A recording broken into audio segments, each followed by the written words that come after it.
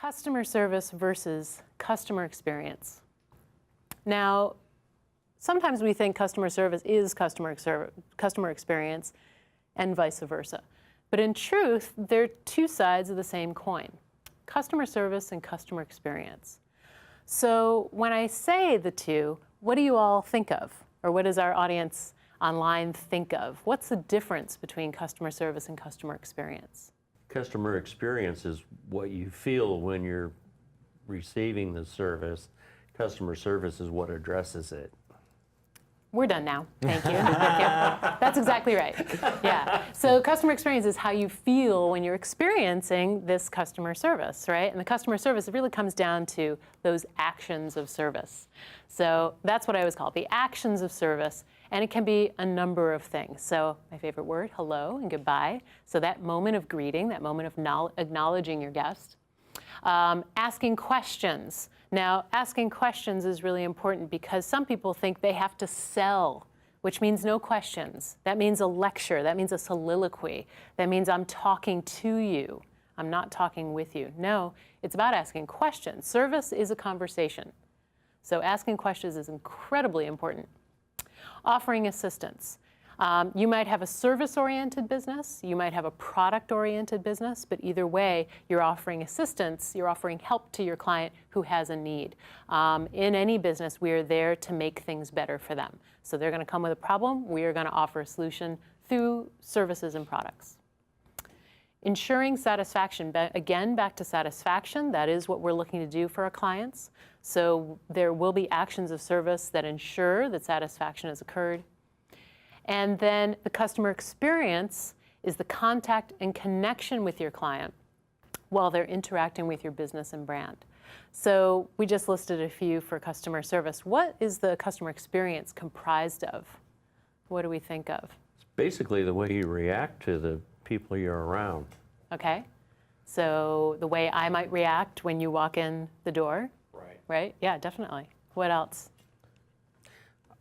I drive for a rideshare company, and I get comments all the time about the interaction I have with customers. Okay. And it shows how important it is because they always have a story to tell about somebody that did not do that. Interesting. So they're telling you, the service provider, about other service providers who left that out. Exactly. Right, right. So it's that service experience, being personable, engaging with people. Right. Right, providing them experience through the engagement. Right, I love that. Yeah, it's interesting because some people think that it's so easy, like those people in your car, I think it's so easy. See, you're doing it right now, right? It's so easy, right? And so when people do it, we're like, but it's so easy. What went wrong? We don't understand. So, but it really is about that interaction and taking a moment to connect with people. Exactly. Yeah, beautiful. So there's a number of things. So the look and the feel of your website space and collateral materials. We're going to talk more about the look and feel a little bit later on. But the look and feel is really important to people. That's the thing that allows them to feel connected and allow them to feel comfortable in your space and allow them to understand who you are as a business and as a service provider. The language you and your staff use. So this is everything that's said and every word that is utilized. And when we talk more about language a little bit later, we're going to talk about some of the specifics. You know, how do we talk to people? What language choices you have? Language is a cool thing. You can really have fun with it. Like I was experiencing last night with my order online, they had some fun language that made me feel good until that language all of a sudden felt very hollow when they weren't delivering. But language can be a really great differentiator for your brand. Your approach to selling and offering assistance. So how do we sell to people? How do we offer assistance? You know, when you go to a place and all they want to do is sell you a product, you know, hey, can I show you something? Hey, what are you looking for? Hey, I noticed you. It's like, oh my God, I get it, but relax, right? So what is your approach, right? What is your approach, and how do we help people out when they come into our business? Now, service and experience are the two sides of the coin called customer satisfaction. Now, we want both a customer service experience and we want a customer experience. Okay, so how do we do that? At the end of the day, we need to think, what is our customer going to walk away with? So what's that satisfaction point? Now, if we're doing products, we're going to give them a product. They're going to bring that product to their home or their office, in their car, but they're going to bring that to their house, right? If the product is an online experience, again, that's in their home, that's on their computer. So they have time to experience you and your product in a private place. If it's a customer experience or customer service and help model, right? We're offering services, then it's going to be a little bit different. Now we're in either a neutral space or they're going to be in your space. So we really need to be thoughtful of the idea of satisfaction because it might be a little bit different for everybody. So the actions of service, they impact the client's experience of your brand, okay? So my experience in your brand or with your brand is going to be impacted by the customer service. Now, you might say, okay, I went on Amazon, I ordered my product and it came to me, but there's still a service component of that. As neutral as that is, there's still a customer service component. I had an experience of, I've got a little cat. My little cat was misbehaving. And so my little cat went in my closet and peed, right? Thanks, little cat. So I needed a product to clean this up. So I went online, I found this product, it had like 15,000 positive reviews, so I bought the product. So I bought the product. I'm thinking to myself, I'll get the product, I'll use the product. I had no romance about this product. But then a couple hours later, I get an email from the company, Rocco and Roxy's, and they said, thank you so much for buying our product. We really can't wait to hear how it works for you, and let us know when it arrives. And I was sort of like, now I'm a customer service like crazy person, right? I love customer service. And yet I was still sort of like, what? Excuse me? You want to know about this is Amazon. It didn't really make sense to me. And I was like, okay. So it got my attention. So then the product comes and immediately I get an email, hey, you got your product. Please let us know how it works. We are a mom and pop business. Our only outlet for sales is on Amazon. And your opinion really counts. So then I was like, wait a second, this is legit. Like they sent the product, they knew I bought it. I got the product, they knew I received it. So they really are intent. And then they shared something about themselves. We're a mom and pop operation. So now I'm using the product. The product really works. Oh my goodness, the product really works. So now I'm like, this thing is awesome, but I'm a busy person, right? As much as I love customer service, I didn't run to my computer and write a positive review. Shame on me. We're in the trust tree. I'm going to tell you things like this. It's true. But I did get another email. Hey, have you had a chance to use our product? We would love to hear back from you. Did it work? I was like, well, yeah, it did work. Okay. So I went online and I wrote to them, or I didn't go online. I sent an email back. And I said, yeah, your product is really amazing and I'm really glad it worked. And by the way, I really like your approach by sending these emails. And they wrote back, well, thank you so much. They actually wrote back, and we really appreciate you giving us positive feedback. Could you go on Amazon and write us a review? At that point, I was like, well, I think I could do that, Rocco and Roxy's. And then, of course, I was writing my book about customer service, so I said to them, hey, could I talk to you about your customer service experience, and how do you deliver the customer service experience? And they said, yeah, sure. So basically, they said, if we're going to put all of our eggs into Amazon, which gives us no opportunity to really connect with our client, we're going to take every opportunity that we possibly can to make a connection. It's like, wow, that's amazing.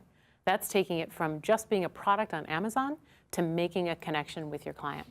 And anytime I've had friends who've had pets that misbehave, you can be sure I've told them about this product, Rocco and Roxy's, because they really do make an excellent product. But the experience of working with them was really top-notch, really went above and beyond. So my experience through a purely digital interaction was really surpassed because they took every opportunity possible to connect with me as their client. My experience was actually fantastic. And I never went into a store, I never talked to a person, and it was purely digital. But that's how they took it to the next level, which is incredible. Now, when people come to you, your space must represent the experience of your brand for your guests. If they're coming to you, you have to make sure that they can feel it. Have you ever walked into a business and the door doesn't quite work and you're like, how do I get in? And then you sort of like, oh, it's a push. And then you get in and you're like, where do I go? And maybe there's a security desk and then you're not really sure, do I check? There's too many barriers to get in. So we need to make sure that our space, and every single moment the guest is there, that they feel good about being there. So our space is really, really important. How about anybody in our audience, anybody here, if you had an experience of being in a space, a professional space, you're going there to buy product, experience their customer service, and it just doesn't connect? There's something that's off, there's something that's a little wacky. Any stories to share? I think cleanliness in like restaurant spaces. Like, Yes. I feel like that's a big thing where I walked into a place recently and it's one of these hip new like young, fast eats places. And I was shocked at like how dirty everything was. And that really, like, to me, I didn't really want to go back because I feel like that really represented like how clean is if the space isn't clean, then how clean is the food?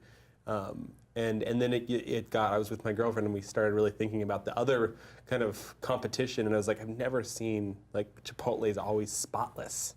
Right. And that's a reflection of like, to me, like represents their food. That's right. So. Yeah, cleanliness is a big one. I have a whole class later in the series about cleanliness because we really make the leap from, if this is not so clean, then what does that mean internally? So in a restaurant, we think about the kitchen, we think about the food. If things are dirty out here, what are they like inside? Because I'm going to eat that. So it's really important. But cleanliness is important in any sort of place. Like, I know I've been into some like fancy boutiques, and all of a sudden you go into the dressing room and it's like there's dust bunnies on the floor, and I'm sort of like, I don't want to take my shoes off now, and if I put my clothes down, am I going to get like dusty, dirty? And maybe the door doesn't quite shut. And it's like, this is the one place where I'm alone in your business. Like, why isn't it perfect? Well, clearly because nobody's looking at it, right? So we need to really make sure that all of those spaces represent us well. So even in your car, right? The car is your service experience. So, Exactly. Yeah. So what are the things that you tune into in terms of that space? I get comments all the time about how clean the car is. Love that. And it's an older car and people think it's new. I don't know why, but they ask me often how new the car is. It's a PT Cruiser, which they don't make anymore. So first of all, I get the comment, I've never ridden in a PT Cruiser before. And then they want to know where it came from, basically. Right. But it's important to me to keep that car in top shape, so I know it's going to get them where they're going comfortably, and also that it's clean and comfortable. Right. And it sounds like the brand of that car actually collaborates with sort of the brand that you're bringing. A little bit Yes. unique, a little bit different, fresh and new in some way. Exactly. Right. I love that. Well maintained. Yeah. All of those things are going to collaborate with the service experience that you're bringing. And on the flip side, they can totally dispel any of the good feelings that you'd be willing to give a business. So cleanliness is incredibly important. And people spending time in your space, you've got to think about, are they alone? Are they with me? Are there any spaces that I'm not responsible for? So if you have to enter into an office building, what's happening there? How can people understand where they're going? When I write out the steps of service for a client, and there's a piece on sort of a reception moment, we always have to talk about giving directions. So it's giving directions not just to the address, it's giving address to the address on this block between this and this avenue, and it's at the brown awning, and you're going to go past security and then up to the third floor, right? So that people really understand what they're getting into, because that's a big thing. I was doing an assessment of a hotel in New York City recently, and an assessment means I'm going to find out what is their entire customer service experience like. So I was across the street. I've been to the hotel, but I'm calling now as if I haven't. Hi, where are you located? I'm really not sure where you are. And they said, we're on 10th Avenue. And I said, okay, can you, so where exactly? We're on 10th Avenue. Okay, 10th Avenue is long. 10th Avenue is miles of long in Manhattan. And I was just waiting for them to say, on the corner of, right? And they never did. So it's like, okay, thank you very much for nothing, right? But you have to tell people a little bit more. You've got to train your team so they can get you in, right? So you don't have to wonder and worry. Those are the things. Back to doubt. We don't want people to doubt us. want to make sure that they feel comfortable and confident in our space. If you think you're too small to make a difference, try sleeping with a mosquito. The Dalai Lama. So true. Every little thing that you're going to do for your clients in your space, on your site, this is going to make an impact on your customers.